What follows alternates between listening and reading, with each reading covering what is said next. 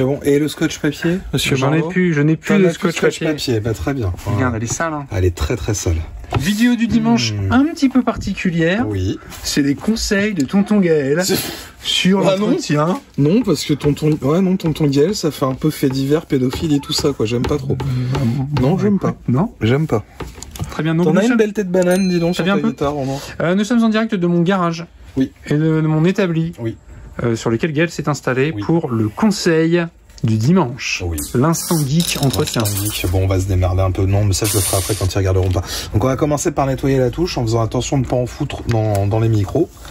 Hop, ça va être très bien. Alors, il n'y a pas de scotch papier, hein, donc du coup... je fais avec... Tu peux coller là-dessus. Je fais avec... Ça, c'est du zinc...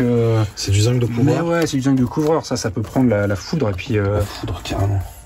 La foudre de guerre. Tu m'as l'air de bien prendre la foudre, toi aussi. Et non, ce ne sont pas des croquettes. Ce sont des pellets premium. Attention. Monsieur Morlot, il sait vivre. Il utilise des pellets premium. D'accord. Hashtag Crépito. Voilà. Ce placement produit n'était pas rémunéré. On va commencer par décrasser un petit peu tout ça. Bah dis donc, Jamy, tu fais quoi là? Je suis en train de nettoyer les frettes. Alors le conseil entretien pour le manche, c'est donc d'abord de décrasser. Bah, sur une touche palissante comme ça, on peut y aller dans le sens de la fibre du bois, donc du siège jusque vers le micro, en prenant gaffe, en faisant attention, putain je vais y arriver, de protéger ces micros histoire que la laine d'acier vienne pas se coller. Parce que la laine d'acier, ça fait plein de petites peluches de merde. Exactement. Là j'ai pas de masque, mais si vous avez un petit masque aussi, c'est bien de le porter parce que c'est pas très cool à respirer. On va éviter. Bon là, elle était pas hyper crado, donc on n'a pas non plus besoin de 12 000 passes, ça va le faire. Enfin, c'est bien mon système, ça marche pas du tout. Ouais, non, mais de toute façon, les micros, on va les changer, donc il peut y avoir de la laine d'acier dessus, on les nettoiera après. Non, c'est pas possible ça. Monsieur, on les nettoiera après, t'inquiète pas. Alors du coup ça le coup de la laine d'acier, donc laine d'acier triple 0 bien évidemment. Voire si tu trouves de la quadruple. Ah ça existe la quadruple 0. La quadruple 0 pour les finitions c'est bien, ça marche bien. Quoi. Et alors par contre ça on ne fait pas ça sur un manche gloss façon genre Telecaster. Non. Et puis même sur une touche en érable mat, on va éviter parce que on va finir par arracher le vernis et ça va griser et tout. Palissandre, bois exotique, bois sombre et tout en général ça le fait. L'ébène, si on a besoin de le nettoyer comme ça, le problème c'est qu'il va perdre son gloss. Il vaut mieux le nettoyer la friction au chiffon avec un peu de produit adapté. Puis pareil, les bois exotiques comme l'ébène, c'est pas spécialement la peine de les huiler parce qu'ils sont tellement denses, tellement durs.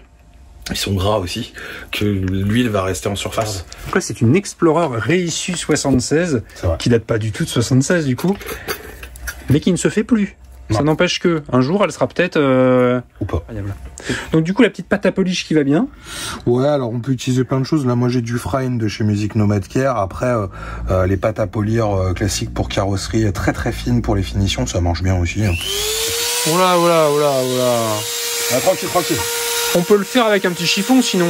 Si des fois on n'est pas équipé en Dremel. Et allez doucement, on va essayer de pas marquer la touche. Elle retrouve sa jeunesse.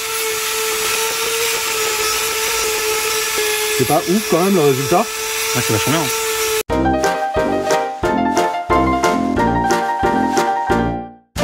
C'est pas mal, non? Gadon, ça a l'air neuf. Oh, puis la petite finition manuelle. Bah attends. On dirait les salons de massage dans certains quartiers parisiens. T'es en train de me traiter de c'est ça? Pas du tout. Ouais, j'ai dit masseuse. Regarde. C'est une autre gueule déjà.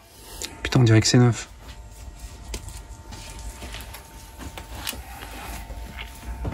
Alors ça n'a pas servi depuis environ 4 ans.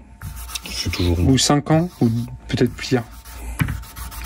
On sent que la touche, elle a besoin... Elle a soif? Ouais, j'aurais besoin d'un peu de sopalin, s'il te plaît. Je vais aller te chercher ça dans un instant, mais je finis le plan.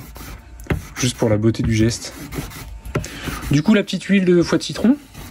Bah oui. Après, moi d'habitude j'utilise la oil de Mathieu de chez Harmonix. Mais ouais, mais Harmonix j'en ai que 2. J'ai que le mat et le cleaner. Et non, Mathieu n'en voit pas plus parce que voilà, c'est Gaël qui s'en occupe. Oui, donc, moi j'ai la mienne, c'est juste que je l'ai oublié parce que je suis con. Bon, du coup, on n'a pas été assez rapide avec le sopalin. Et du coup, le risque c'est quoi? Bon, il n'y a pas grand risque, mais il faut rattraper l'imprégnation de la matière pour éviter de faire des taches et des endroits. L'idée c'est quoi? C'est que là où tu as mis le produit, ça va boire plus vite à ce moment-là. Ouais, ça va, et ça risque de tacher un peu, quoi. Enfin, ça va se tacher. En fait, c'est que tu vas avoir une partie moins colorée que l'autre, quoi.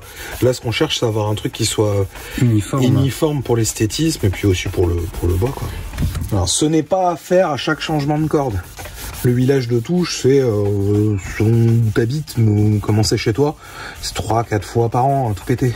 Bon là, elle a vécu dans son case pendant des années. C'est clair, on sentait que et elle ressort maintenant, elle vit sur son stand. Bon, c'est pas beaucoup mieux, ça joue pas beaucoup plus, mais maintenant elle va jouer plus, quoi. Tu vas voir, quand j'en aurai fini, t'auras envie de la jouer. Bon, du coup, là, ce qu'on a fait, donc on a nettoyé les frettes, on a nettoyé la touche et les frettes. On a fini par faire un petit lissage, polissage, histoire que, en plus d'être esthétique, ça glisse bien dans les bends et tout, ça abîme moins les cordes parce qu'il n'y a pas de dépôt d'oxydation qui viennent des frettes jusqu'aux cordes.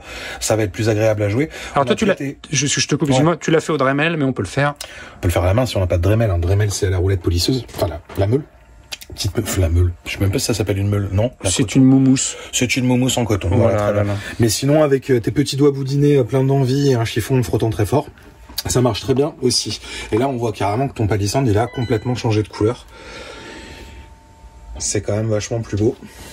Du coup, on fait ça pas à chaque changement de corde. Parce que c'est pas nécessaire ou parce que ça peut être dangereux si des fois tu le fais trop? Non, c'est pas ça. Enfin, c'est dangereux. Il faudra vraiment saturer vraiment de produits pour que ça commence à devenir dangereux.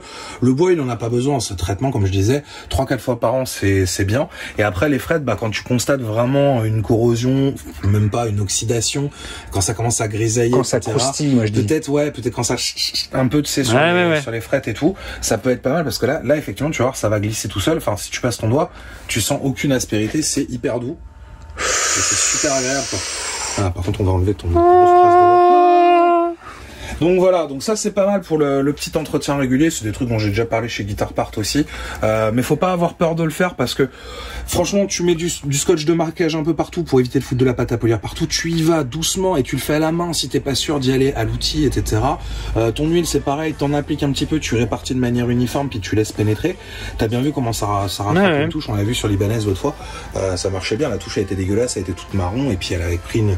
En fait, tu vois, ça ramène tout le relief, la 3D. T'as les veines qui ressortent et tout, et on aime, Dieu sait qu'on aime quand les veines ressortent, quoi. Et ben ce sera la fin de cette vidéo. Les Sloubidou, prenez soin de vos guitares. Si vous avez besoin de conseils, suivez-nous, abonnez-vous. La bise.